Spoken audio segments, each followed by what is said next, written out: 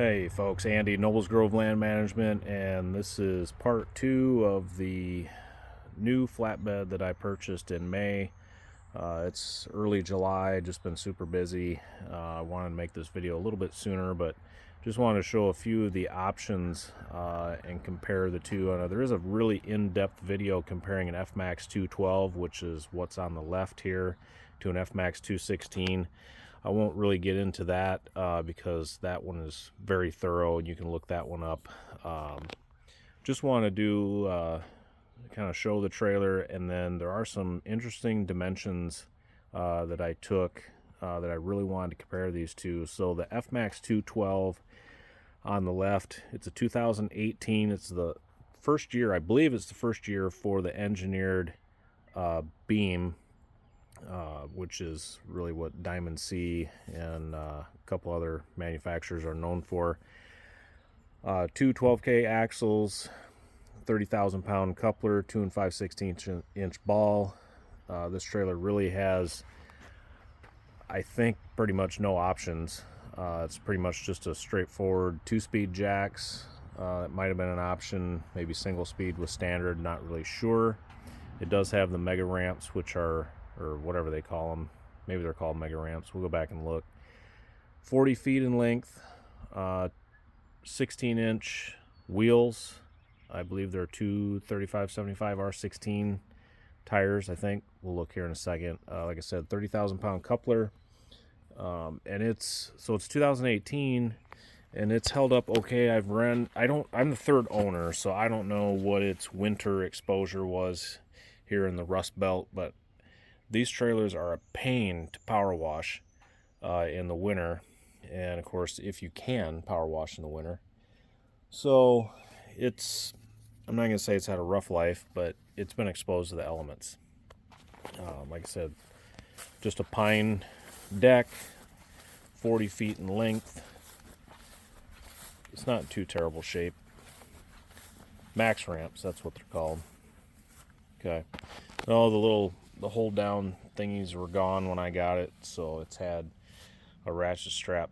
Otherwise, those just bang around when you're driving around empty.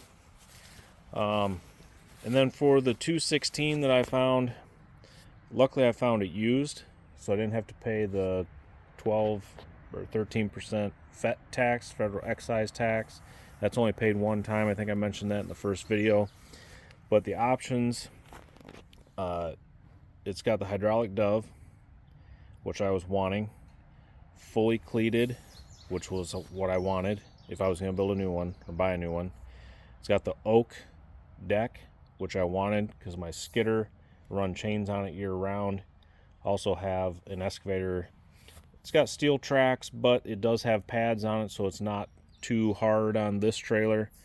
I am going to seal the wood on this trailer when I get around to it. The guy optioned it with a dunnage rack, so that's it right there. He also opted for, I believe there's 10 of these clearance lights on each side, so it really lights up nice. It's got the aluminum outers, which, if I was building one, I probably wouldn't have gotten, but now that I see it, I like it. He's also got, an extra set of steps on the back on the dovetail, so those are nice. My only gripe about that is when you're empty. It's only done it when it's empty, but they will bounce out, which I've actually had the front steps bounce out on the 40 foot. Oh, I should tell you, this trailer's 38 feet in length, so it's super comparable, and that I'm going to break the tape measure out here in just a second. He also opted for the flashing ambers in the back. I don't know, I'm the second owner of this trailer. I don't know if the guy was moving oversized loads or what, but he's got those. Got a full slide rail with the 4-inch straps.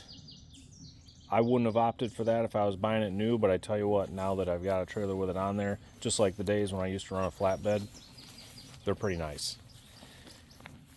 2 extra toolboxes So the toolboxes are back.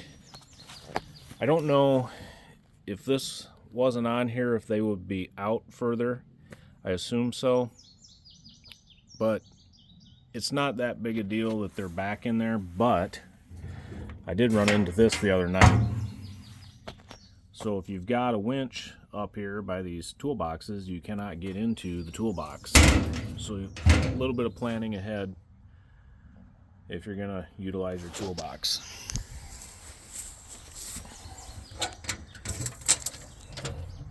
Electric over hydraulic brakes, which I believe are standard on the 16K axles. It's also got a solar panel, a little trickle charger. Looks like I need to charge this guy up. I'll do that tonight. Hutch suspension, which is standard on the 216. He's got the chain rack. Again, I probably wouldn't have optioned this, but now that I have it, it's actually really nice to not have to dig chains out of the front box and the binders. To have them up here is actually more handy than I thought. I initially thought, well, then you got to get up on the trailer, blah, blah, blah. But you can get up there, lay your chains out, throw your machine up there, and you're ready to go. And you know how it is when you pile chains into a box on top of each other. It's just like an electrical cord at night. They wrap each other up. He's got the load lights and then the deck on the neck. I believe the only option this trailer doesn't have is it does not have a winch. Well, of course, air ride. He could have gotten, okay, so I take that back. So a couple of options that are not on this trailer. The winch, it does not have air ride. He could have opted for a 60-inch spread on the axles with the hutch suspension. And then of course you could get a 72-inch spread on air with a front lift. That'd be nice, but that's a super expensive option. And you know, quite frankly, I don't know how that would work here in the Midwest winter, the air ride, if you're not running it all the time every day. You know, they're quite different than a semi air system. And then it came with a shocker hitch. So I think I mentioned in the first video I really wasn't a big believer in the shocker, but I'm a believer. It's yeah, it's worth every penny. It takes so much of that jarring out of the ride, and I just got to believe it's got to be easier on your truck, your trailer, whatever's on the trailer, if you can take those forces and put them into that airbag versus through the frame of the truck, frame of the trailer. You know, obviously there's still stuff happening to the trailer, no doubt. But the hitch, you can't really see it. I was gonna make a video on it, but I was just pressed for time. It's a pop-up brand, 45,000 pound hitch, 3-inch ball. Came with a 2 5/16 stainless ball that they say is rated for 45,000 as well. But these are made for cabin chassis trucks, so anything from a 450, 550 on up to a semi, 34-inch wide frame rails. We ended up cutting the flatbed part out to make room for the hitch, and so directly to the frame. You do lose a couple inches in height when you cut the ball out. You can see the gap there, and then the safety chains, you know, it is what it is. Okay, what else on this? The deck on the neck is nice. I have a Diamond Sea dump trailer I ordered with a deck. Oh, the hydraulic jacks. So when I ordered my new dump trailer from Diamond Sea in 2023, which is this trailer here is a 2023, I opted not to get the hydraulic jacks to save a little bit of money, and I thought, well, it's one more thing to go wrong. Man, I wish I would have got them, because these are so nice. I have no interest in cranking that over there anymore. Anyway, real quick, so The Fmax 212 over there, standard slipper suspension. It's a 48-inch spread, center to center. This hutch suspension with the 216 axles on the Fmax 216 is a 50-inch spread. So you get 2-inch more spread. I'm sure that's just to accommodate the suspension is all that is. But one thing I was always curious about is tail swing, because that 40-footer has got one heck of a tail swing. So they say the dovetail is 12 feet. Yep, 12 feet. And so far I do believe the load angle, I haven't measured it, but I gotta believe it's a little better on this. Maybe they're the same. I really don't know. So the tail from roughly the center of the rear axle to the rear of the trailer is 12'8". I should have checked it here. 12'8". So we'll go rear to center axle is actually 10'9".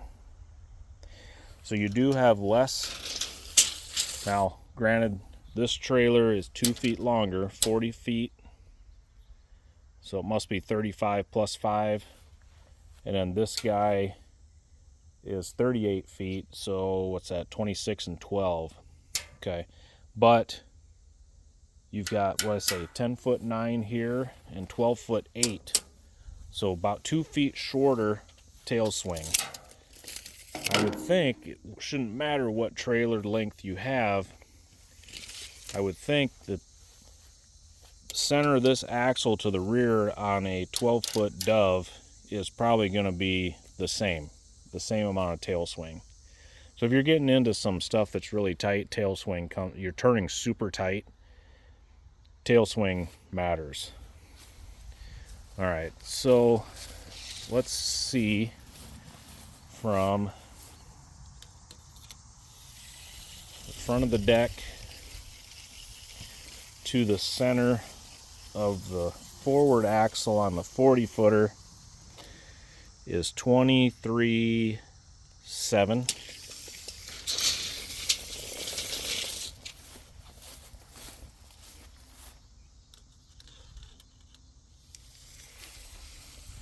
And on the 38-footer, let's try this again. It's a really rounded edge there. Maybe slide it. There we go. Yep. There we go. All right, to the center of the forward axle, all the way up to the front, is 23.1. 23.1. What did I say it was on the other one? I forgot already. 23.1 over here.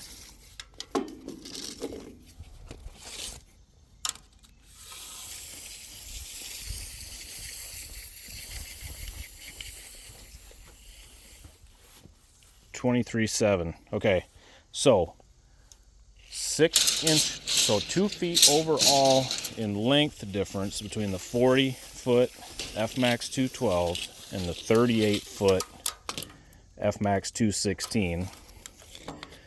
6 inch difference from center of forward axle up to the neck.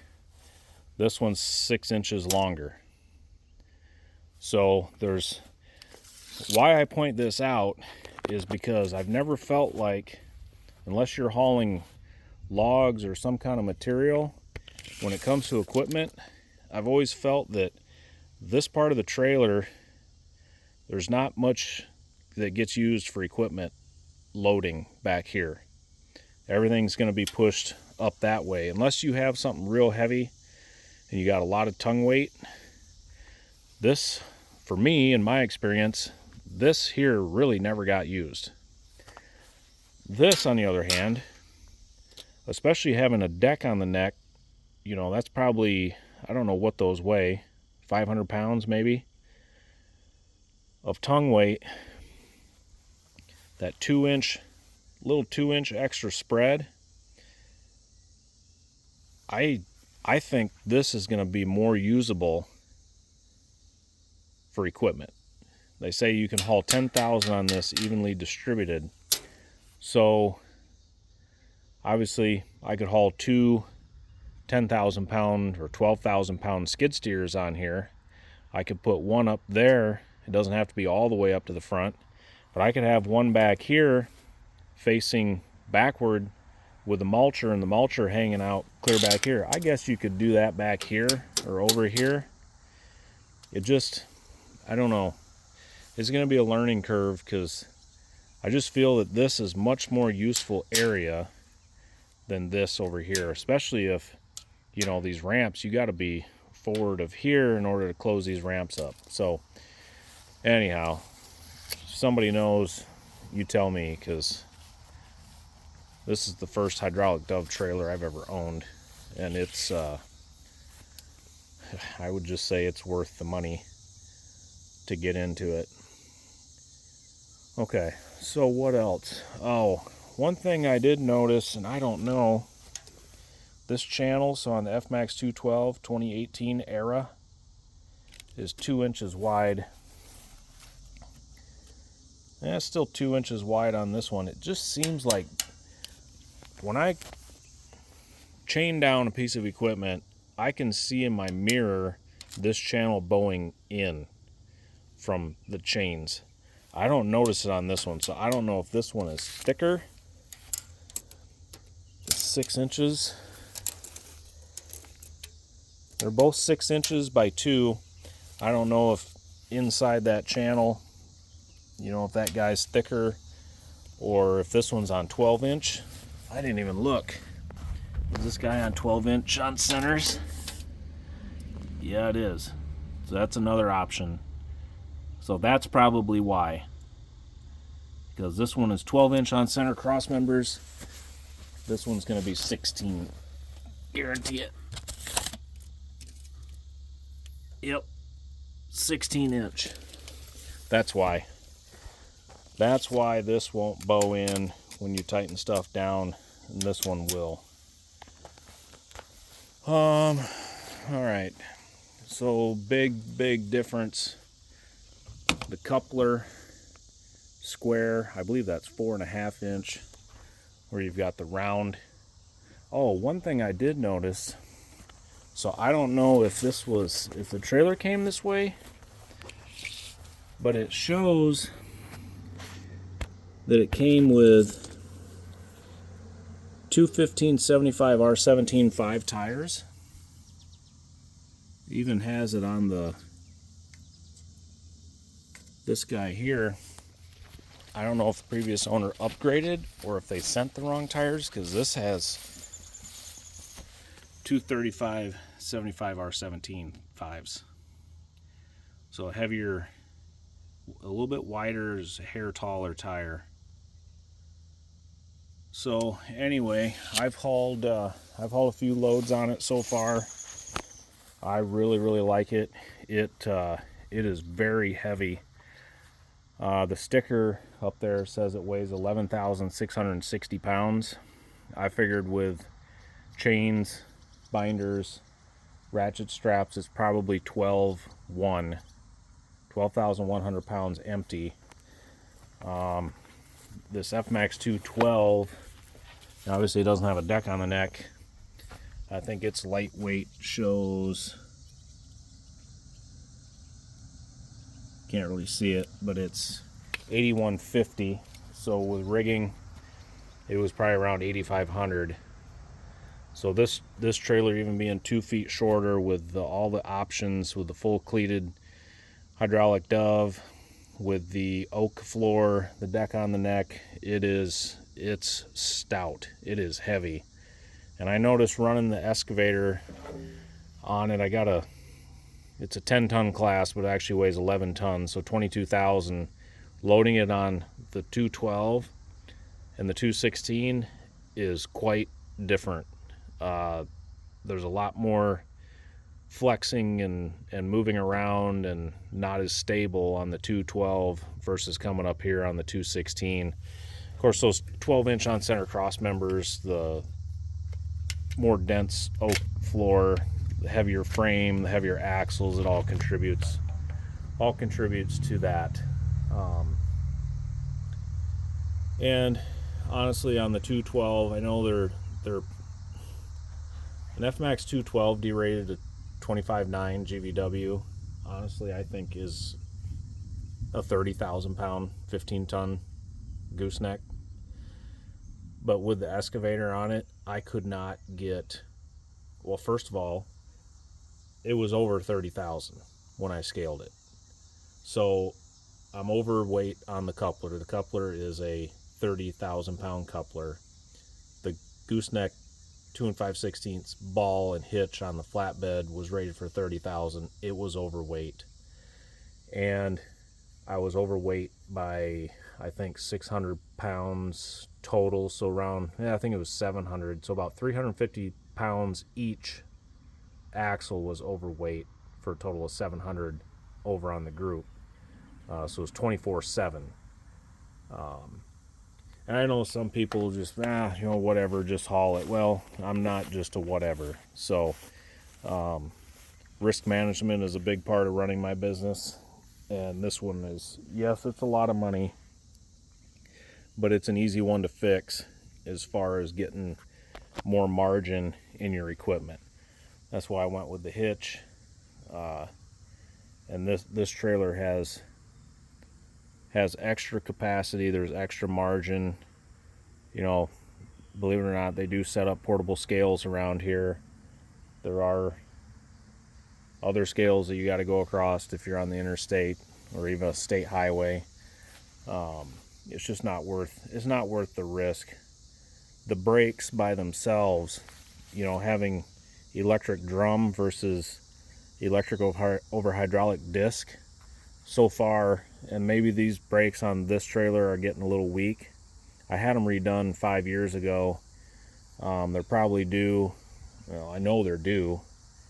The stopping power between this and this, there's no comparison. So that just makes me feel better about putting $200,000 worth of equipment up onto a trailer to make sure you can stop it.